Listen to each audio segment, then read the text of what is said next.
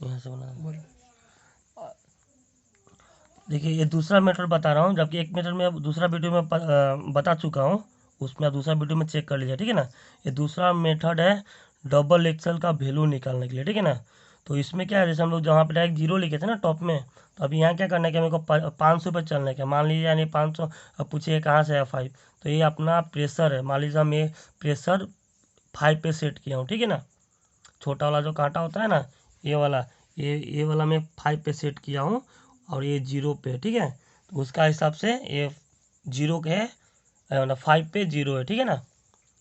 और छोटा कांटा 5 पे है और 0 किया हुआ, ठीक है। ये अभी एक्सेल 1 हो गया, ये एक्सेल 2 हो गया, ठीक है।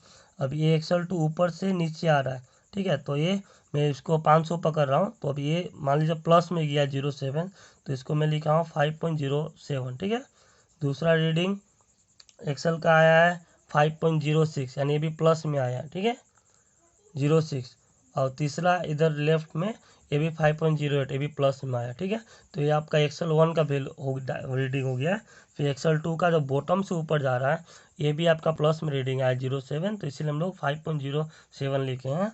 और फिर 0 से, सॉरी, बॉटम से जब ऊपर टॉप में लिए तो वो भी रीडिंग आया 5.12, यानी ये भी प्लस में आ रहा है। मतलब प्लस में आने का रीज़न क्या है, आपका एक्सेल फ्लोट पम्प में ज़्यादा है, इसीलिए सब रीडिंग प्लस में आ रहा है, ठीक है ना। अब पम्प का जो डायरेक्शन है उसी के हिसाब से घुमाना है हमको। फिर तीसरा रीडिंग आया 5.12, ठीक है, ये भी प्लस में आया। अब ये दोनों का वैल्यू निकालने के लिए क्या करना है, तो मेरे को टॉप का टॉप लेना है, ठीक है। टॉप का टॉप लिए, जैसे ये देखिए, दूसरा टॉप का 50 था वो लिए, और उसके बाद ये यहाँ पे टॉप आया, ठीक है, ये 12, मतलब ऐसा ऐसा मिला देना, लेफ्ट राइट टॉप बॉटम मिला देना, ठीक है। अब ये दोनों जोड़ने से इतना हो रहा है, फिर डिवाइड बाय 2 करेंगे, ठीक है। तो ये रीडिंग यहाँ आया लिखा, ठीक है। फिर अभी राइट को राइट से मिलाना है, तो इसका राइट में 507 है, और इसका राइट में 5012 है, ठीक है। तो वो भी यहाँ पे ऐड कर देना, ऐड करके ये डिवाइड बाय 2 कर देने से 5 पॉइंट इतना आ रहा है, ठीक है। 19 का आधा, दोनों 18, ठीक है। ये रीडिंग आया 95। ये लेफ्ट का भी वैसे करना है, मतलब दोनों को जोड़ के डिवाइड बाय 2 करने से जो रीडिंग आ रहा है वो रीडिंग आप यहाँ डाल दीजिए डायरेक्ट डिवाइड बाय 2, ठीक है ना। इस तरह बॉटम का भी आया, देखिए बॉटम का एक 500 और 506, इन दोनों को जोड़ के डिवाइड कर दीजिए, फिर ये इतना रीडिंग आ रहा है, ठीक है ना। ये डाला हो, या तो आप इसका 5 हटा दीजिए, खाली रीडिंग पर पकड़िए, तो बॉटम का 03, जैसे हम लोग 500 डाले थे, 03 हो गया। टॉप का 06 हो गया, और राइट का आपका 09 पकड़िए, 95 लिखा हो ना, तो 09 पकड़िए, इसको 07 पकड़िए आप, ठीक है। अगर इसको ये फॉर्मूला में भी करोगे तो आपका रीडिंग यही आने वाला है, ठीक है। और दूसरा इस मेथड से भी अगर करोगे, dial 1 minus dial 2 divide by 2, ठीक है, ये फॉर्मूला में भी आप डालोगे तो रीडिंग वही आएगा दोनों मेथड में, ठीक है ना। अब जैसे पहला वाला मेथड बताया था ना मैं, ये वाला, अगला वीडियो में आप देख लीजिएगा, ठीक है। ये मेथड से करोगे तो ये वही आंसर आने वाला है, इससे करोगे तो वही आंसर आने वाला है, ठीक है ना। आपको स्क्रीनशॉट लेना है तो आप ले लीजिए।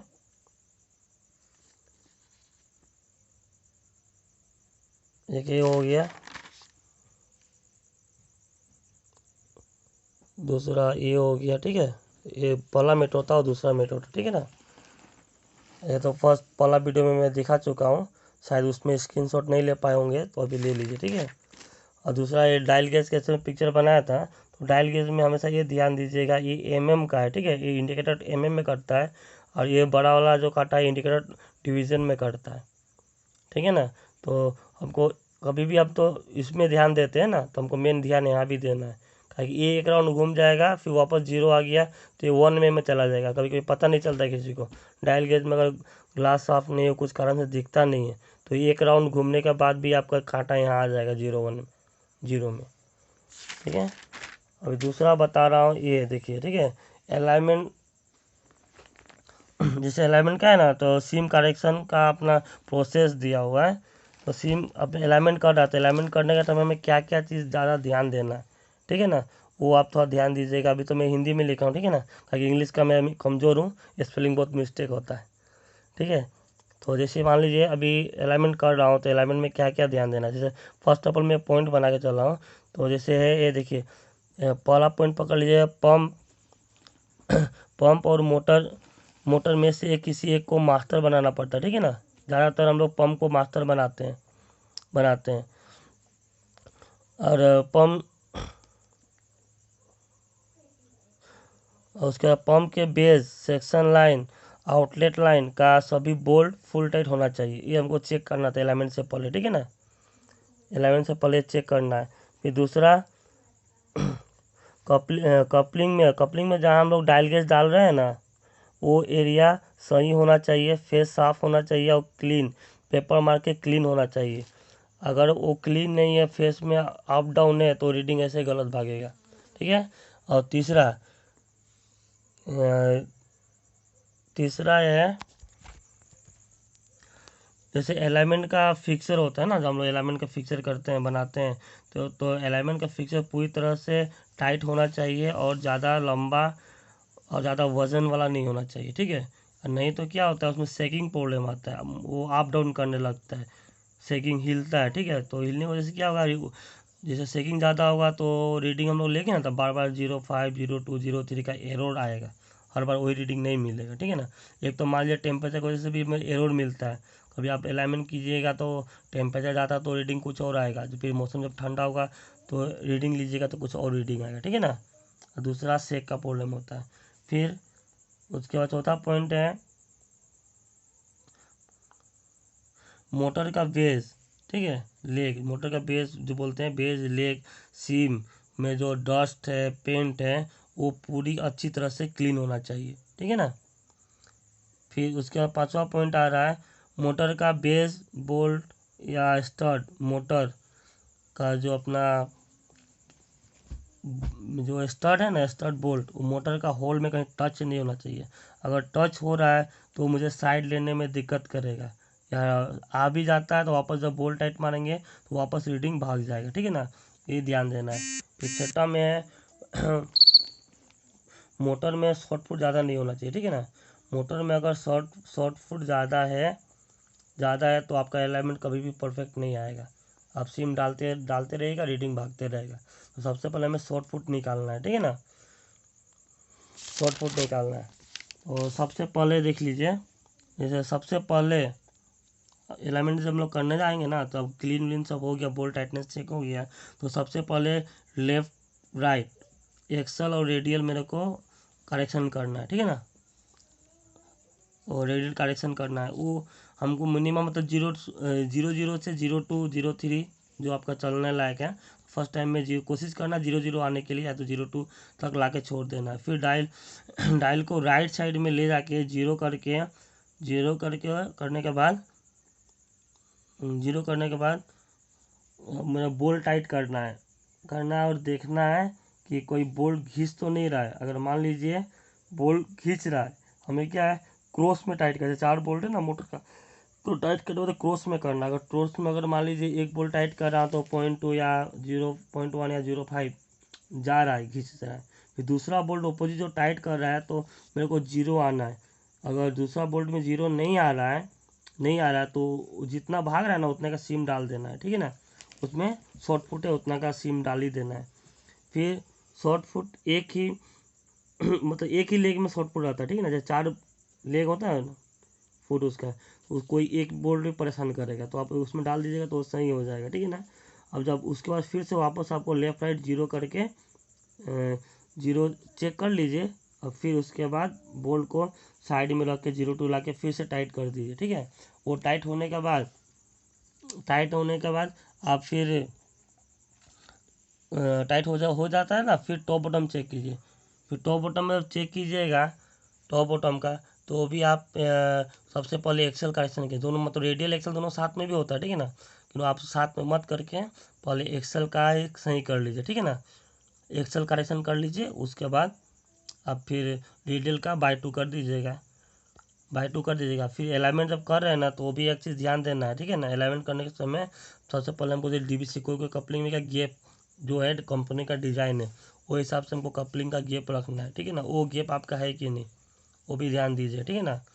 हो गया। फिर अभी रेडियल के लिए हम कैसे करेक्शन करेंगे, अब सुनिए रेडियल के लिए तो बाय टू चलता है, ठीक है। एक्सेल के लिए तो अभी सिंपल बता रहा हूँ, फॉर्मूला पे उतना नहीं जानेगा, ठीक है ना। सिंपल बता रहा हूँ, ठीक है ना।